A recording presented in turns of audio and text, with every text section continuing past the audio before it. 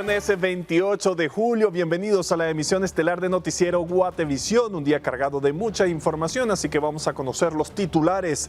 Magistrados del Tribunal Supremo Electoral evalúan medidas cautelares ante acciones del Ministerio Público mientras partidos expresan su preocupación.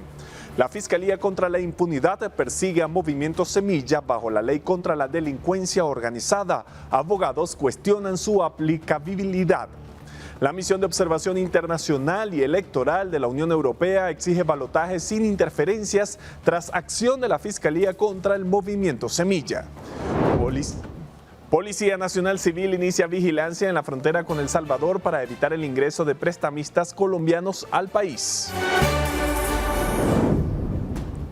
Expresidente de Estados Unidos Donald Trump ignora nuevos cargos por documentos clasificados. Insiste en continuar su campaña presidencial sin titubear.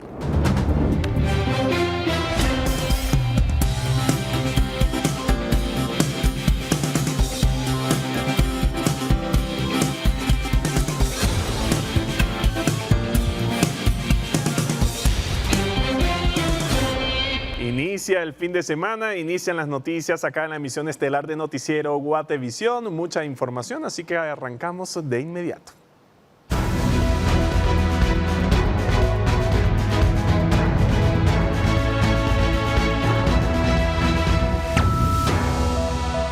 En medio de las acciones del Ministerio Público, los magistrados del Tribunal Supremo Electoral no descartan solicitar medidas cautelares a su favor o a favor de sus directores, aunque aseguran que en este momento no lo han hecho. Mientras tanto, algunos partidos mostraron su preocupación por el actuar del Ministerio Público.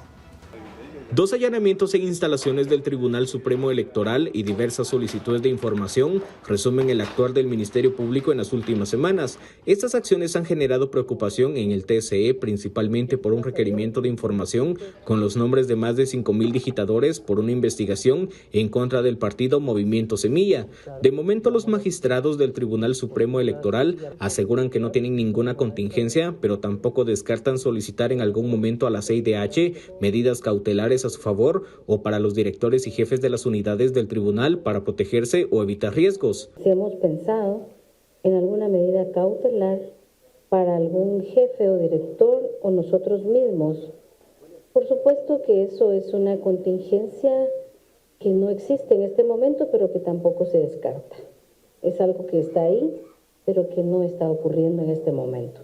El ambiente se ha tornado tenso luego de que el juez séptimo Freddy Orellana ordenara la suspensión de la personalidad jurídica del partido Movimiento Semilla. Sin embargo, no era una orden acatable, según el registrador Ramiro Muñoz, quien tras la decisión solicitó vacaciones. Sin embargo, se desconoce la fecha en la que finaliza su descanso y los magistrados aseguran que no han tenido comunicación con el funcionario.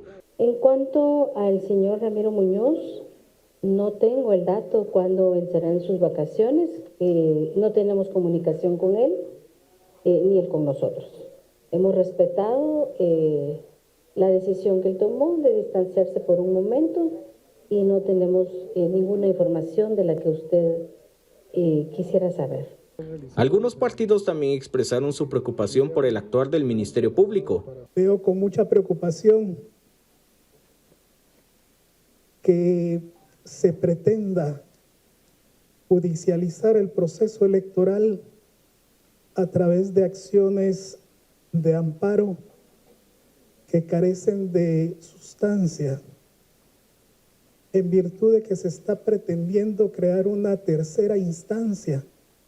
Pese al ambiente tenso que ha persistido luego de la primera vuelta, el TSE espera que la totalidad de corporaciones municipales se adjudiquen la próxima semana, ya que hasta el momento más de 10 distritos ya lo han hecho. Sumado a eso, la siguiente semana se entregarán las credenciales para los 160 diputados electos en los comicios. Con imágenes de Eric Ávila, informó para Noticiero Guatevisión, Henry Montenegro.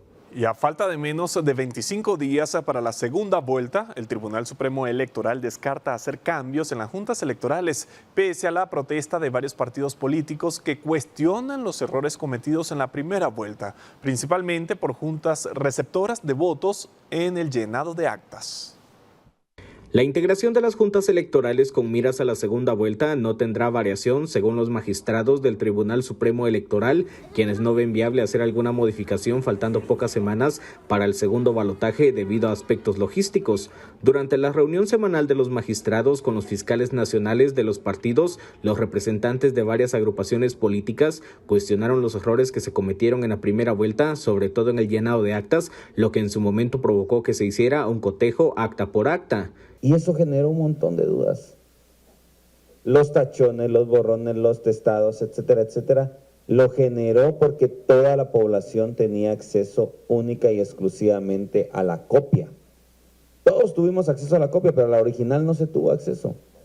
Pero ahora resulta que ya estamos, ¿qué? No sé, 21 días, 22 días, no sé cuánto falta para el 20 de agosto. Y creo que estamos a marchas forzadas para que estas circunstancias no se vuelvan a dar. Porque estas elecciones, repito, van a quedar marcadas por la opacidad. Para los magistrados, modificar la integración de las juntas representaría problemas en el aspecto logístico, por lo que durante la reunión respaldaron a quienes se integraron a estos órganos temporales. Y la logística electoral no crean que se puede preparar de un día para otro. Nosotros tenemos previsto ya, la cuestión en el COPE se está ya preparando todo el material electoral y por supuesto las juntas departamentales tienen la comunicación como corresponde con las municipales. Y las municipales deben continuar manteniendo comunicación y relación con las juntas receptoras de votos. Entonces, es imposible que nosotros ahorita vengamos a hacer un cambio porque si no desvirtuamos la función de cada una de las juntas electorales. En total son 23 juntas departamentales, 340 municipales y más de 24,000 juntas receptoras de votos que continuarán para el próximo 20 de agosto. Con imágenes de Eric Ávila informó para Noticiero Guatevisión, Henry Montenegro. Convidex, la terapia combinada para bajarle inmediatamente al estrés, presenta. Y la Fiscalía Especial contra la Impunidad, la FESI, usa la ley contra la delincuencia organizada para perseguir al movimiento Semilla en medio del proceso electoral. Sin embargo, 3 abogados coinciden en que esa norma no aplica en la investigación. Sus razones, aquí se las presentamos.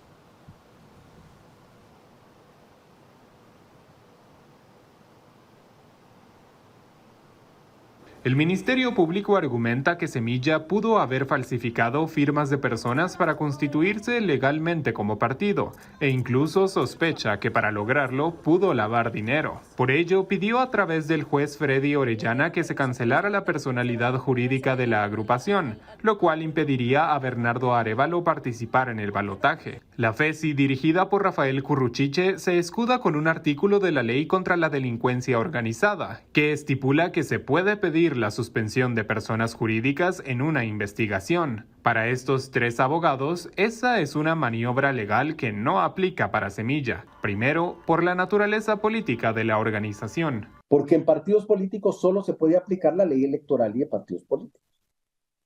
Y por eso se creó el Tribunal Supremo Electoral, para que él fuera la única entidad que fuera a cancelar un partido político. Y esa es una garantía precisamente de participación política de la oposición.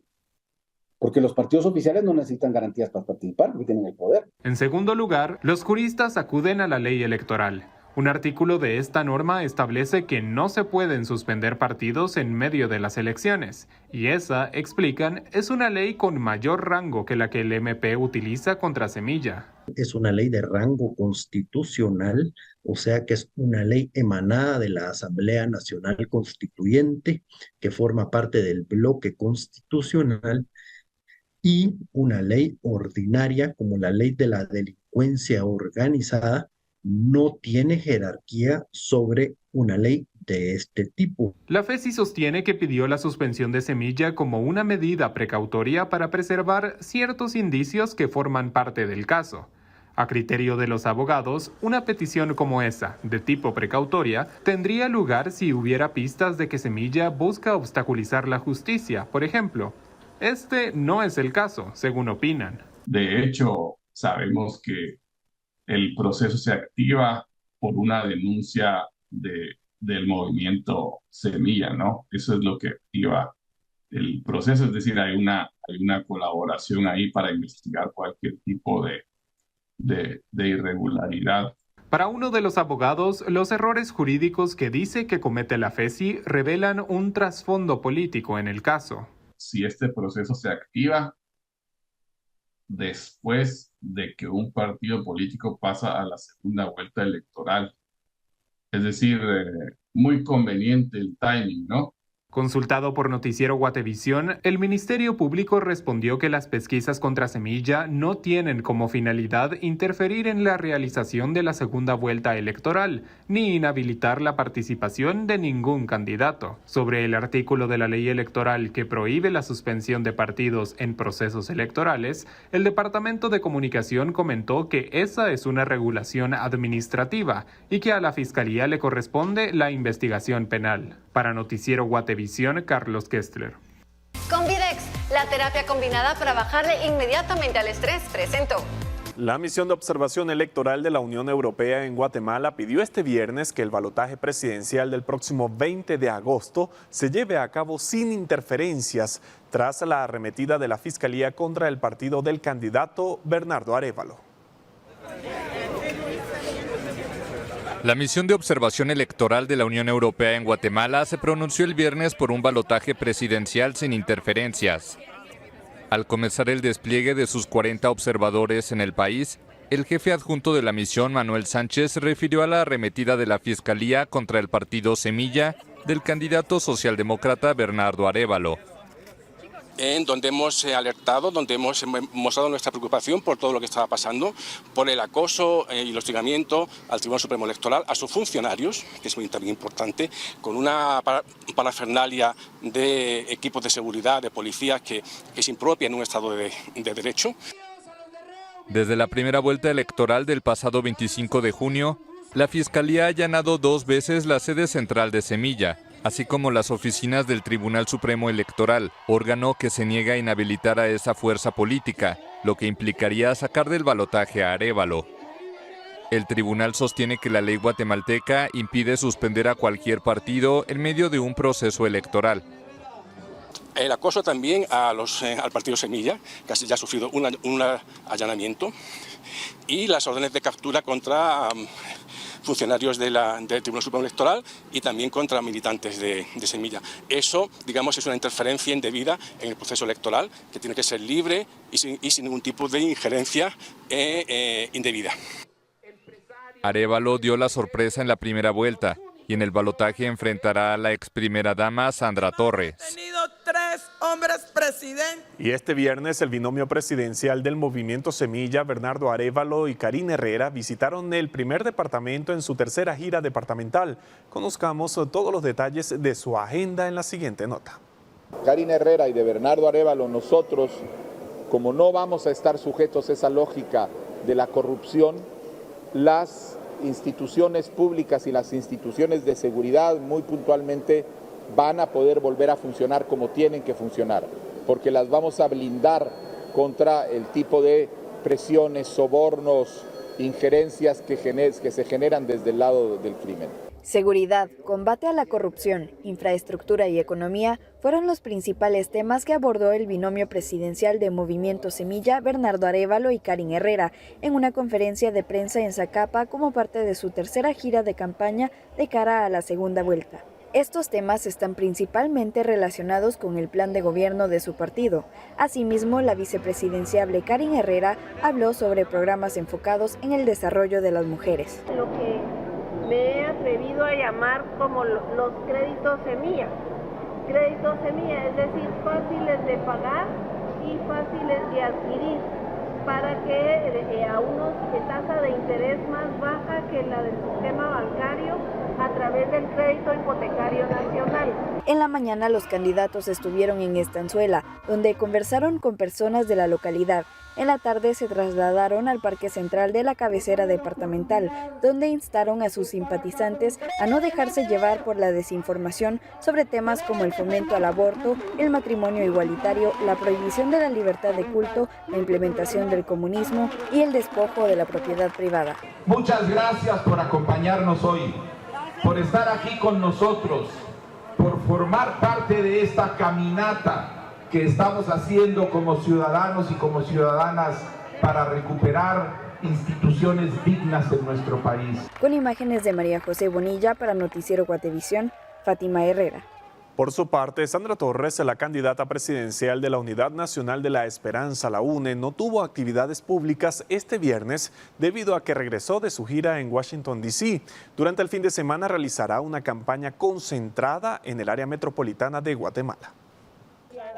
Este viernes, la candidata Sandra Torres sostuvo reuniones a puerta cerrada con la dirigencia de su partido para definir su agenda de propaganda de este fin de semana. Por la mañana regresó de Washington, D.C., la capital estadounidense, luego de una gira de trabajo en la que brindó entrevistas a medios norteamericanos, participó en foros con tanques de pensamiento y conversó con funcionarios del gobierno del presidente Joe Biden. El sábado, la aspirante visitará Santa Catarina Ixtahuacán, en Sololá, y luego se trasladará a 4 municipios del departamento de Guatemala: San Juan Zacatepeques, San Pedro Zacatepeques, Villanueva y Amatitlán. El domingo permanecerá nuevamente en el departamento de Guatemala, uno de los distritos donde el movimiento Semilla la aventaja. Visitará otra vez Villanueva y además las zonas 21, 12 y 1 de la capital. A medida que avanza el proceso del balotaje, Torres continúa lanzando mensajes en contra de las juntas electorales del Distrito Central y la del Departamento de Guatemala,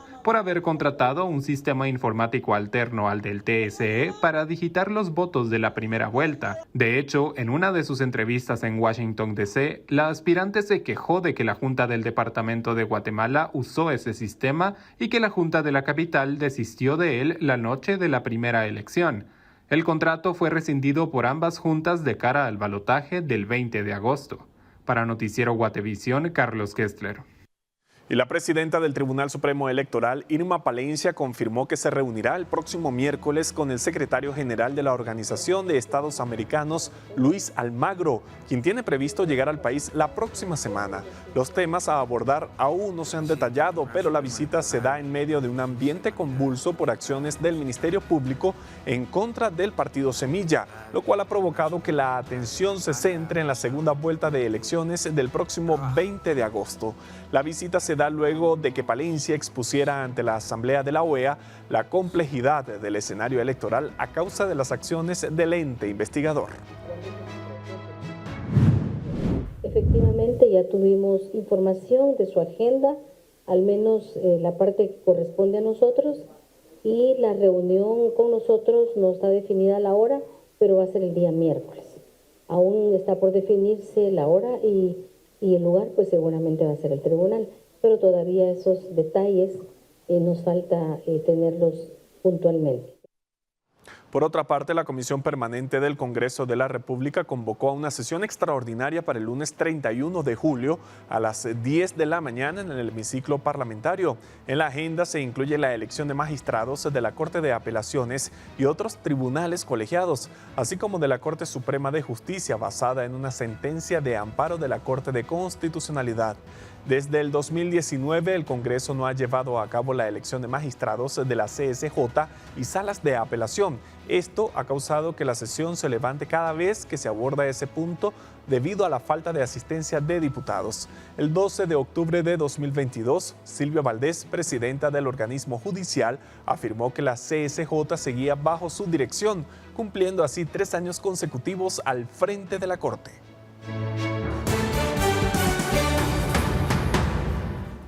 Policía Nacional Civil inicia vigilancia en la frontera con El Salvador para evitar el ingreso de prestamistas colombianos al país. Tenemos el reporte completo luego de la pausa.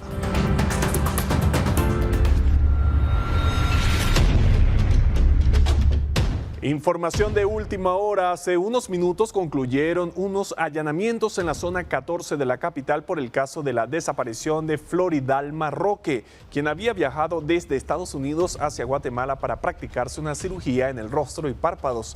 Ese fue el último día del que los familiares supieron de ella. Se realizaron 3 capturas en relación a ese caso. Nuestro compañero Edwin Pitán está en el lugar y nos amplía la información. Edwin, te saludamos. Buenas noches. Hola, muy buenas noches, un saludo cordial a toda la audiencia del Noticiero Guatevisión. Hace pocos minutos ha finalizado un operativo en un edificio de la zona 14, ciudad de Guatemala. En este sitio se ha desarrollado un operativo por la Fiscalía de Femicidio del Ministerio Público. Desde las 16 horas se estaba desarrollando esta diligencia.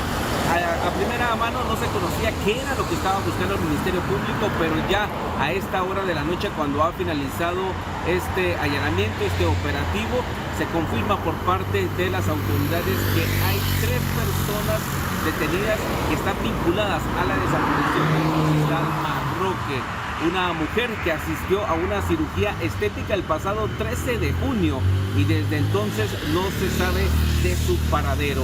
Adentro de este edificio funcionan estas clínicas de cirugía estética. Ella había apartado una cita desde mayo pasado y en junio vino a esa intervención quirúrgica y desde entonces no se sabe de ella. Sus familiares llegaron a Guatemala para conocer en dónde estaba, para tener más pistas y desde entonces no se sabe de su paradero. Esta noche ha terminado este operativo con la detención del médico Kevin Maluf y 2 personas más que trabajaban en estas clínicas de cirugía estética. Ustedes pueden observar en las imágenes este operativo cuando está finalizando y cuando estas personas están siendo trasladadas hacia el vehículo que los lleva a Torre de Tribunales. Más adelante se estará programando esa audiencia de motivo de detención, asimismo la audiencia de primera declaración en la que se van a conocer más detalles acerca de este caso. Soledad Marroque hasta el momento permanece desaparecida desde el 13 de junio pasado. Reportó Edwin Pitán. Muchísimas gracias, Edwin, por este reporte. Seguiremos atentos a esta información. Continuamos. Y la Policía Nacional Civil este viernes empezó a vigilar la frontera con El Salvador en el intento de evitar el ingreso de prestamistas colombianos. Las autoridades de gobernación aseguran que la finalidad es protegerse. En el intento por evitar la incursión de más prestamistas colombianos, el Ministerio de Gobernación este viernes en la frontera con El Salvador despliega a la Policía Nacional Civil. El gobierno salvadoreño a comienzo de esta semana implementó políticas para expulsarlos debido a la amenaza que representan.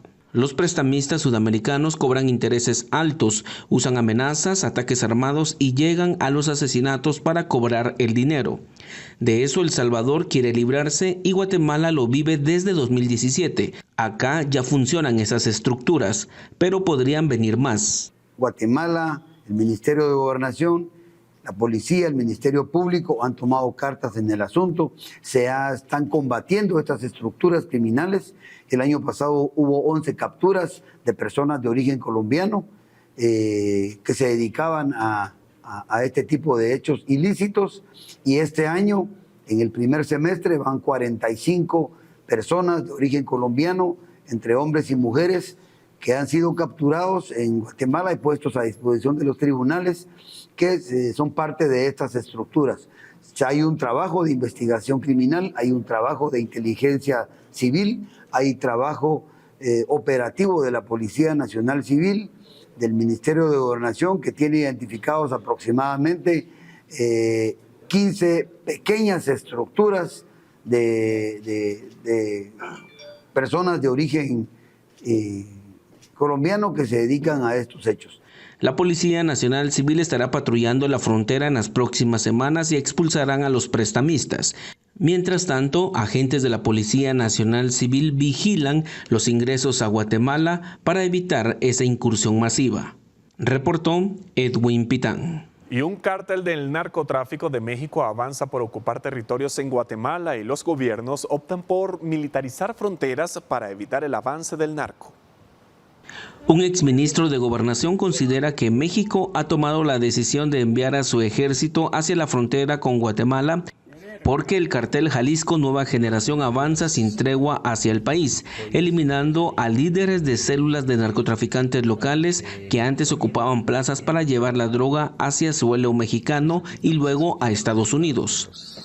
En las últimas semanas han ocurrido incidentes violentos en Huehuetenango y San Marcos, departamentos fronterizos con México, lo que se ha cobrado la vida de personas, entre las que figuran familiares de Eduardo Villatoro Cano, alias Guayocano, quien cumple una condena por más de 300 años por el asesinato de agentes de la Policía Nacional Civil en una subestación del municipio de Salcajá, Quetzaltenango, el 13 de junio de 2013. El portavoz del Ejército de Guatemala, Rubén Telles, confirmó la presencia de elementos castrenses, mexicanos y guatemaltecos en la frontera común para enfrentar este problema común. Agregó que mantienen comunicación con las autoridades militares mexicanas respecto a esas operaciones. Añadió que el fin es evitar el paso de personas desde ese país hacia territorio guatemalteco y que puedan alterar el orden y la seguridad en tierras guatemaltecas. El último caso que les orilló a tomar esa decisión fue el ataque en contra de la alcaldesa electa de Ayutla San Marcos, Isel Zúñiga, y se supone que fue un grupo armado mexicano vinculado con el narcotráfico. El primer caso que encendió las alarmas fue el que ocurrió el 17 de junio pasado en el kilómetro 339 sobre el puente Celegua, en jurisdicción de Santa Ana Huista. En ese lugar fueron acribillados a balazos Ana Leticia Villatoro Castillo, de 20 años, y Sergio Otoniel Montejo Lorenzo, de 28. El crimen sucedió cuando volvía de un palenque de Nentón. El ministro de Gobernación, Napoleón Barrientos, aseguró que ellos están prestando apoyo al ejército en estos casos, pero que son ellos los encargados de proteger las fronteras de las organizaciones criminales transnacionales. Nosotros mantendremos nuestros dispositivos antinarcóticos aprestos ante esta situación, resaltó Barrientos. Para el analista en temas de narcotráfico y exministro de Gobernación Carlos Menocal, hay un avance muy fuerte del cartel Jalisco Nueva Generación y están empezando a ocupar territorios que eran o son todavía de narcos guatemaltecos. Reportó Edwin Pitán. Y un motociclista fue víctima de un robo cuando delincuentes se lo despojaron de sus pertenencias y su motocicleta en la 31 calle y 25 avenida de la zona 12 de Guatemala. Los bomberos municipales de Guatemala informaron que la víctima es un hombre de 32 años, identificado como Juan José Vélez. Según la versión de Vélez, varias personas desconocidas bloquearon su paso para robarle su vehículo de 2 ruedas. Al resistirse al hecho delictivo, los delincuentes le dispararon, dejándolo herido. Inmediatamente la víctima fue trasladada de urgencia a un centro asistencial para recibir atención médica y su pronta recuperación. Un hombre fue atacado a balazos por desconocidos, quienes se le provocaron múltiples heridas de bala en diferentes partes del cuerpo. El suceso ocurrió en la 6ª calle entre 2ª y 3ª avenida de la zona 2 de Boca del Monte. Los bomberos voluntarios informaron que al evaluar a la víctima se determinó que había fallecido, por lo que se dio aviso a las autoridades para realizar los trámites correspondientes. Hasta el momento la persona fallecida no ha sido identificada y solo se puede describir por su vestimenta, una sudadera azul, pantaloneta gris, tenis negros y gorra gris. El piloto de un microbús fue víctima de un ataque armado en la 6ª calle frente a la Plaza Teca en Coatepeque, Quetzaltenango. Los elementos de bomberos municipales departamentales informaron que al llegar al lugar, el hombre ya no presentaba signos vitales debido a la gravedad de las heridas causadas por el arma de fuego. Además, se atendió a varios usuarios que iban a bordo del microbús debido a crisis nerviosa producida por el incidente. El trabajo coordinado de investigación y operativo por parte de la Policía Nacional Civil ha permitido la captura de los presuntos responsables de haber sido realizado el ataque armado en Coatepeque, Quetzaltenango. Según la PNC, los sicarios fueron ubicados y capturados en el extremo de autobuses La Galera, en la 7ª avenida y 9ª calle, en la zona 1 de Retaluleu. Los aprehendidos fueron identificados como Dani N., de 18 años, y un adolescente de 15 años, quien fue remitido al juzgado de menores en conflicto con la ley penal. El área de comunicación de la policía indicó que se incautó un arma de fuego calibre 9 milímetros, una tolva y 26 municiones útiles. Las imágenes captadas por las cámaras de videovigilancia permitieron observar el desplazamiento de estos sujetos justo después de haberle quitado la vida a un hombre de 40 años, piloto de un microbús que se dirigía hacia Tecunumán en San Marcos.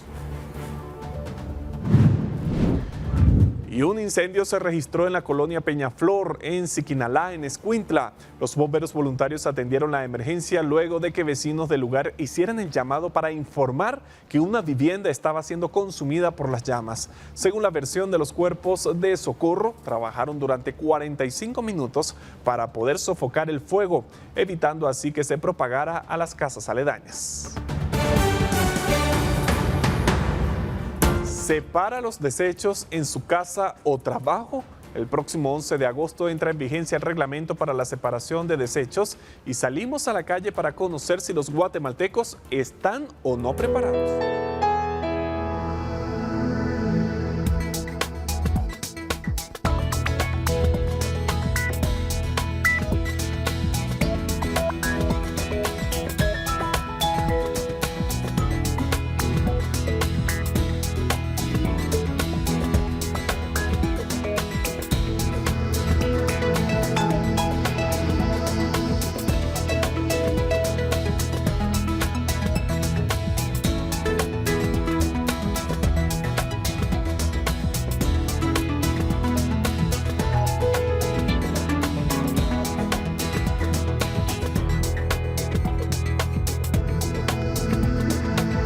Continuamos con más información. Este 11 de agosto entra en vigencia el reglamento para separar los desechos. Por ello, este día salimos a preguntar a la población si ya está preparado para este reglamento. Vamos a escuchar las respuestas.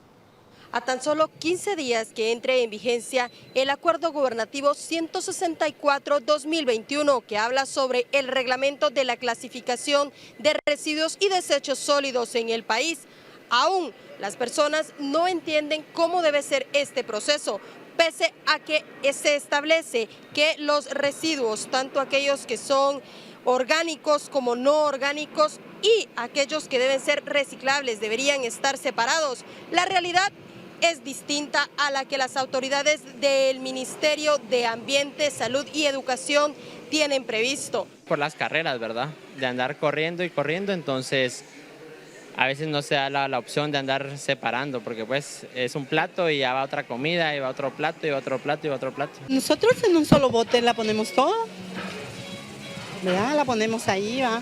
Pero anoche estaba escuchando yo que va a hacer nuevas instrucciones, ¿va? Ahí sí que por los periódicos, la televisión nos hemos enterado. La municipalidad yo creo que ya se está organizando para darnos las pláticas y todo.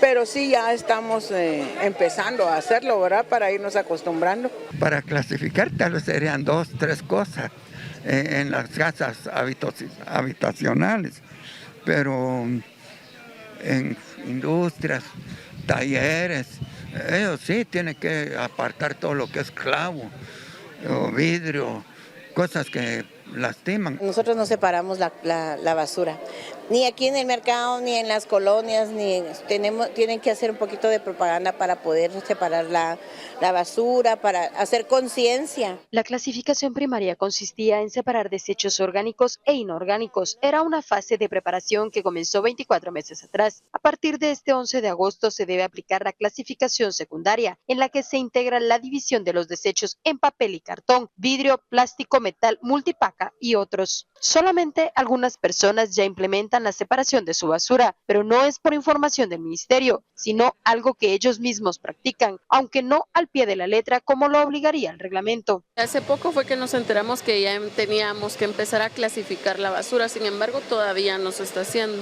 se va toda en una sola bolsa. Pongo aparte lo plástico y lo que es de verdura aparte, lo tiro a mis macetas, eso es lo que hago. En la colonia siempre nos han dicho que tenemos que tener una bolsa negra y que aparte todo lo que es plástico y aparte todo lo que es de cartón.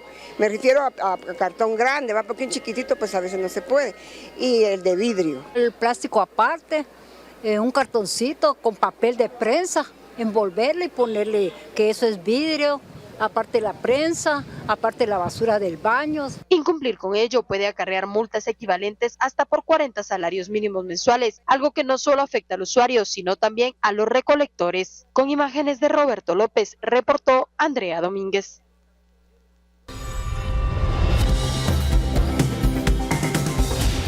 Llegó el momento de conocer los mensajes y las denuncias que nos llegan al 4003-3859, el canal de comunicación directo entre la población y el equipo de producción de Noticiero Guatevisión. Invierte tu bono 14 de manera inteligente. Recuerda que estar protegido y seguro es lo primero. Bono 14 seguro con CFS Corredores de Seguros. Presenta. Miren, en horas de la tarde de este viernes, un grupo de vecinos de la aldea Río Blanco en Los Amates, en Izabal, efectuaron un bloqueo para exigir que se les garantice el suministro de energía eléctrica. Veamos.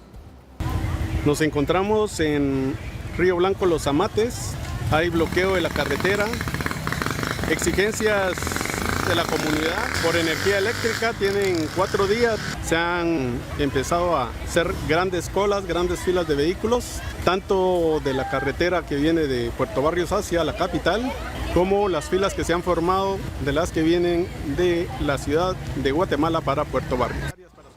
Ahora vamos a dar paso al mensaje que nos envió nuestro televidente Israel Ramírez Rivera. Se trata de fotografías e información sobre la supuesta calamidad que enfrentan familias del caserío La Ceiba en Talquesal, en Jocotán, Chiquimula.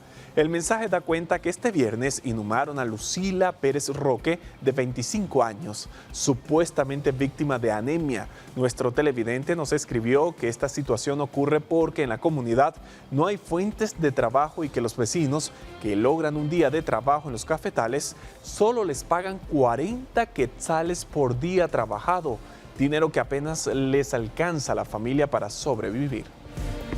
Visita nuestras redes sociales y descubre algunas maneras y seguros en las que puedas invertir tu bono 14. Somos la buena experiencia de estar asegurado. CFS Corredores de Seguros presentó.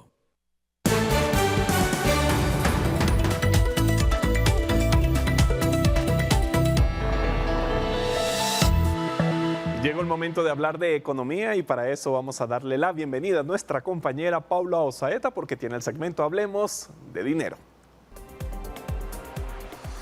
Alberto, buenas noches, ¿cómo estás? Qué gusto acompañarte este viernes. Hoy quiero contarles que la economía de Estados Unidos desafió los pronósticos pesimistas tras un crecimiento acelerado en el segundo trimestre, pues de acuerdo con datos del Departamento de Comercio publicados ayer, el crecimiento interanual del Producto Interno Bruto se situó en 2.4% de abril a junio, a pesar de que los analistas esperaban un enfriamiento. En este periodo, la economía reflejó incrementos en el gasto de los consumidores, la inversión fija no residencial y el gasto del gobierno estatal y los gobiernos locales. En el primer trimestre, el crecimiento del PIB también se revisó bruscamente al alza hasta 2%, también impulsado por un consumo más fuerte de lo previsto. Fernando Esproz, analista de Fundesa, dijo que es una noticia positiva para la economía de Guatemala, pues la aceleración de la economía estadounidense generalmente significa mayores niveles de empleo entre la población migrante de origen hispano, lo que se traduce en un aumento de sus ingresos laborales y en el volumen de remesas que ingresan al país. Y en otros temas quiero contarle que en un mundo donde la escasez de talento es una realidad constante, empleos surgen y desaparecen con rapidez. Es importante que las empresas manejen una estrategia de desarrollo profesional, pues solo el 6% de las organizaciones tienen el talento que necesitan. Manpower Group hizo un estudio sobre el tema y a continuación le cuento qué hallazgos obtuvieron.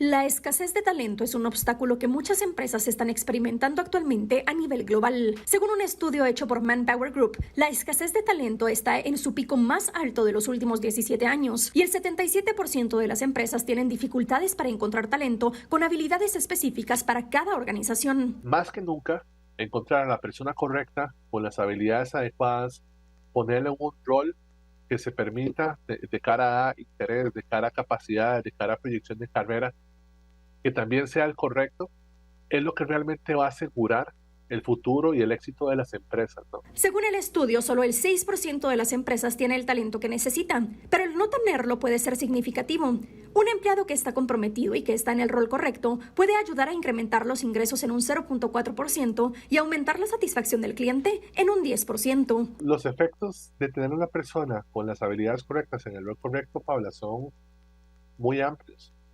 Van desde, por ejemplo, tener la capacidad de productividad y de producción para poder estar entregando la cantidad de, por ejemplo, si son productos de market share que habías comprometido, ¿no?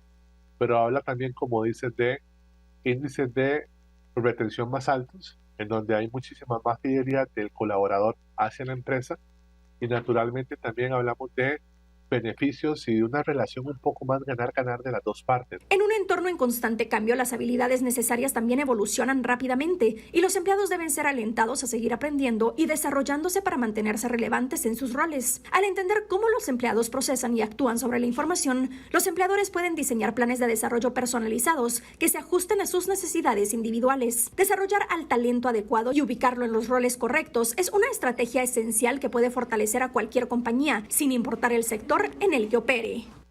Equilibrar la intensidad de nuestro trabajo con pasatiempos rejuvenecedores puede ayudarnos a alcanzar nuevas alturas en nuestras carreras y vidas personales. Hoy en Hablemos de Dinero le diré qué puede hacer. Necesitamos reservar nuestra mente para lo importante. Una de las mejores maneras de lograrlo es participar en actividades que realmente disfrutemos fuera de nuestras funciones laborales. Los pasatiempos inmersivos nos permiten perdernos en el momento presente y alcanzar un estado de flujo meditativo donde podemos restaurar nuestras mentes y energía. Bailar, cocinar, la música, el teatro y los deportes nos ayudan a hacer nuevas conexiones. También facilitan un tipo de aprendizaje y pensamiento que no podemos adquirir de nuestras tareas diarias. Así es como reservamos nuestra mente para lo importante, al proporcionar actividades no estructuradas en las que somos libres para jugar y explorar. Busque lo que más le gusta hacer, eso le servirá para ser más productivo. Nos vemos el lunes con más información. Feliz fin de semana. Expresidente de Estados Unidos Donald Trump ignora los nuevos cargos por documentos clasificados que se le imputan e insisten en continuar su campaña presidencial. Regresamos con temas internos. Continúa la autoferia de Bono 14 en Toyota. Toyota Fortuner. Descuento autoferia de 10,000 quetzales. Visítanos en nuestras salas de venta. Te esperamos. Miren, en temas internacionales tenemos que el expresidente de Estados Unidos, Donald Trump, dijo que no pondrá fin a su campaña presidencial, incluso si es declarado culpable. Trump se pronunció horas después de que se le abrieran nuevos cargos por el manejo de documentos clasificados. La Corte Federal del Sur de Florida agrega nuevos elementos de interés criminalístico que involucran al expresidente Donald Trump en otro señalamiento: conspiración para borrar la grabación de cámaras de vigilancia en su residencia de Mar-a-Lago durante la investigación sobre el manejo de documentos clasificados. Ante este expediente, el exmandatario respondió durante una entrevista este viernes. En un programa radial, el expresidente de Estados Unidos, Donald Trump, aseguró que no pondrá fin a su campaña presidencial de ser declarado culpable sobre los cargos en su contra. No quedó claro a cuáles cargos se refirió.